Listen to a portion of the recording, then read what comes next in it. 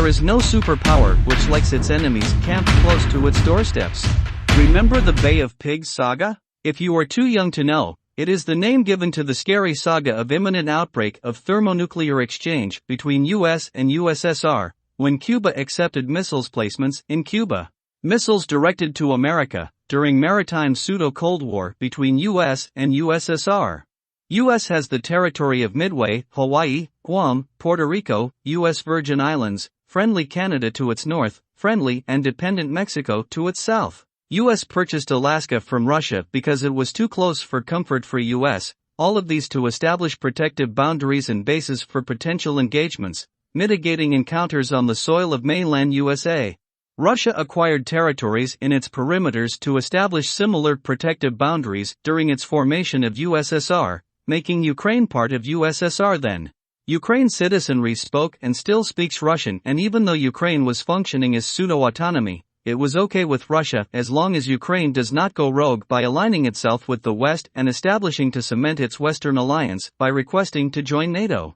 We will not go into why USSR disbanded, except to say the fact that breaking up does not mean that it let go completely, these countries. It is sort of understanding, where the surrounding countries of previous USSR are allies and aligned with Russia, just like Hong Kong and mainland China or Puerto Rico, US Virgin Islands and US. Russia also positions those surrounding countries as its perimeter buffers, just as US does with its outlying territories. Donald Trump was not going to facilitate provision of defensive armaments to Ukraine as long as he remains in office of US presidency, because Donald is a friend of Vladimir Putin, and that was why Zelensky was denied visit to the White House by Donald Trump when he was the president, and as a gamester that Donald is, he was going to use the White House visit request to blackmail Zelensky to dredge up bogus stories in order to smear the Bidens, and to help Trump's re-election campaign. He was never going to grant the access, no-how, because he is in bed with Putin. Now that Biden is in office, Zelensky was granted access to the White House, US military support, and probably more amongst other things, of course, maybe even US base in Ukraine, who knows. These notions and what Russian intelligence could have ferreted about Biden-Zelensky agreements led to Russia preemptive warning against anything close to Ukraine's president's ambition for Western alignment. In spite of Russia's serious warnings to Ukraine's newly elected president, Zelensky seems to have an ambition to establish and flex, to show his adequacy as a leader because, prior to his running for office, he was an actor. Plus, I suspect, he wants to fulfill his deal and agreement with US as a Western alliance. This is high-stakes international gamesmanship, of course, so Russian intelligence apparatus could have figured out all these things to marshal up its military arsenals in preparation for preventing the implementation of Ukraine's plans. Elementary, my dear Watson. Russia was transparent in issuing warning to Ukraine of its intentions if Ukraine pursues its plans as Western ally, but Ukraine was adamant. For over a month, Russia was patiently stating his intentions and offering options to Zelensky, but to no avail. When Zelensky requested to join NATO, all bets are off, no more talking, it's time for action by Russia. Vladimir Putin's Russia must now show that it means what it says, to establish power over its territory and reclaim what he deems as his. Still, for over 4 weeks, Russia was trooping its convoy of arsenals, tanks, soldiers, trucks, artilleries, slowly showing its seriousness, but Ukraine, US and the rest of the world were taking Vladimir for granted. The West was bluffing, stating that Putin would not attack, and that diplomacy would win the day to avert escalation of the situation to prevent outright war. Putin pursed to let the citizens come to mainland Russia. Some Ukrainians seized the opportunity, but most stayed back just to be caught between the rockets and underground bunkers with no food and water. The West miscalculated wrongly. Reputation and power base of Vladimir Putin are at stake. Russia must establish and flex its power, not for Ukraine but for the West and the world. Ukraine is just a pawn. Russia just developed new weapons which the West neither have, nor know how to counter and defend itself against. Hypersonic weapons, ultrasonic jets are a couple of them. Remember when American personnel had to be evacuated from Cuba because they were suffering from some mysterious brain illness, secondary to the mysterious sounds they heard? Go figure. So now, the invasion, as the West calls it, is fully on, but Russia calls it exercises in reclaiming its territory. Either way, fighting is seriously ongoing.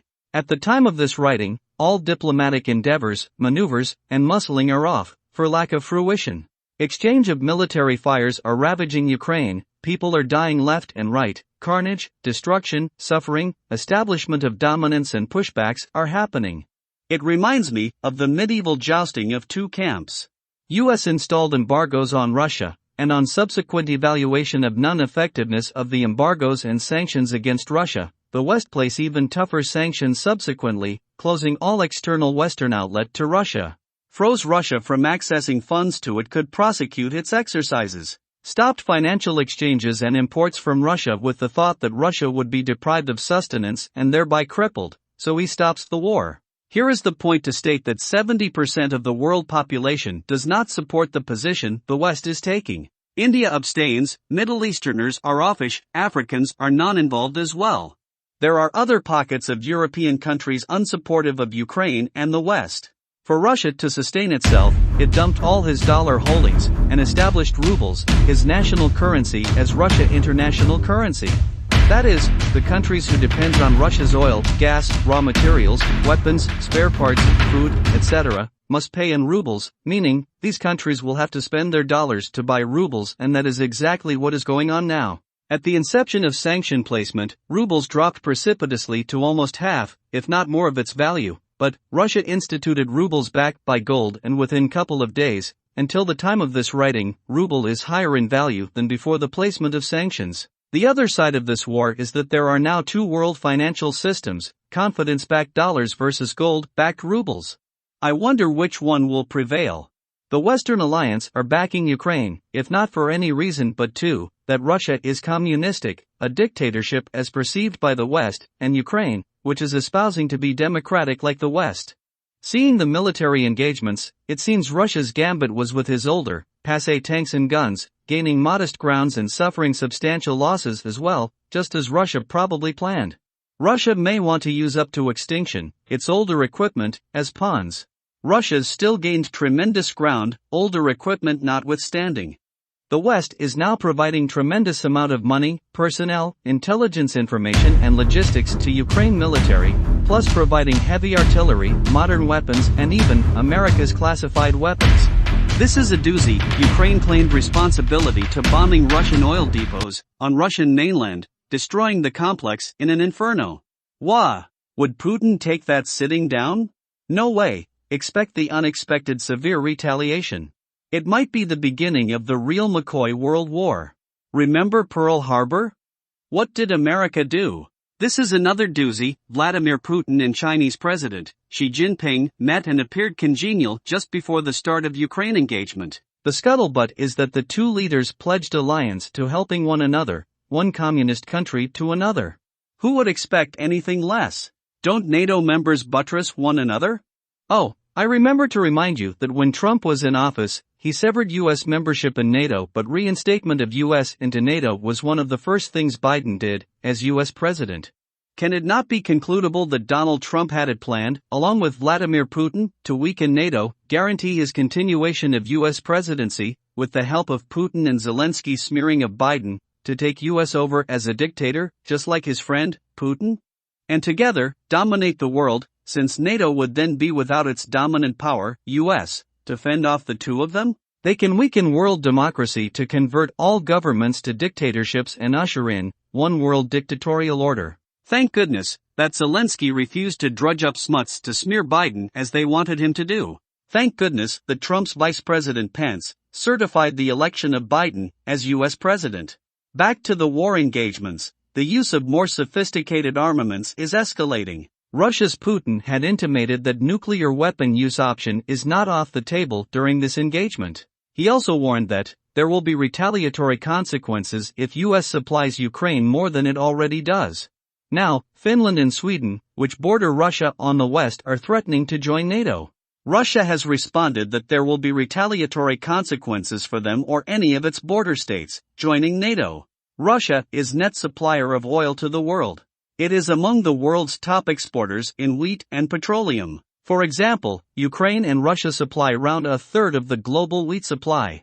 Russia was the 26th largest supplier of goods in the U.S. at recent time, making upwards of $22.0 billion worth of the U.S.'s imports. It supplies oil to Europe and U.S. as well. Russia also supplies natural gas to all those territories as well, and particular to Germany, and supplies other raw materials as well. It sells weapons just as US does.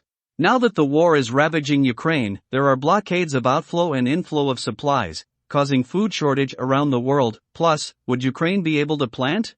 Farmers join the military, land destructions, and no supplies to support agriculture, etc.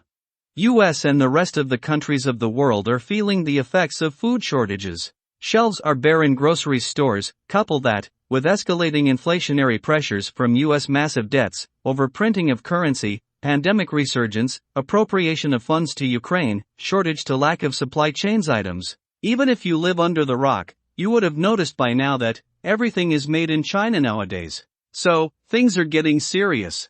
I wonder what would happen if supply chain blockade secondary to China's lockdowns, lack of productions, shortage of oil from Russia supplies, competitive financial systems, acrimonious wedge between communism and democracy, NATO alliance factions versus Russia's denouncement of juxtaposed states, and hunger. Something got to give.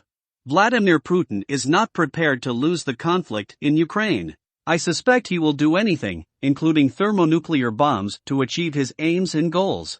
Putin is fighting for Russia and himself. He does not care to level the whole of Ukraine. As you may notice, the quality of Russia's weaponry and its tactics are presenting with more sophistication with each round of Russia's attacks. So, if Russia controls the oil, natural gas, other raw materials, surrounds Ukraine by closing off Odessa and its perimeter, thereby preventing access to waters, the only point left for entry into Ukraine would through the air and Poland. And which one would be in better position? People without fuel for their jets and further to travel to get to the war sites, or people with all the fuel, food, water, not much to travel, on their home soil? These are drastic times, scary, because people are not just going to sit down and starve to death. Vladimir Putin is relentless to win the war and will level any Russia's juxtaposed nation, going rogue by planning to join NATO, even if he must nuke them. Too many moving parts. Somebody is going to make mistakes. There are too many potentially very combustible situations. It is better to be forewarned and be prepared than to bluff. Can you fathom third world thermonuclear war in all of these? Or, are you wearing my rose-colored glasses?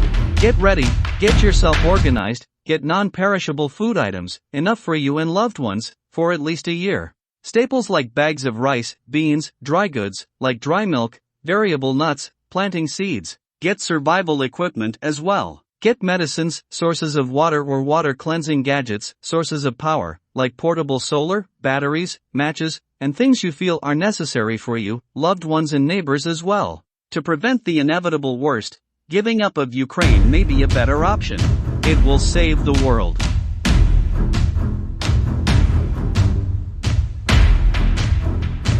Thank you for watching thus far. Hope we contribute substantially to you as we intend to do. If you subscribe to our channel, you'll be promptly notified of our new videos. Give us thumbs up only if you can help, but give up thumbs up. Below shows the links for mastermind sessions and group interaction areas. One-on-one coaching for you as you desire at www.xbrosserve.com. Click the links below. Cheers!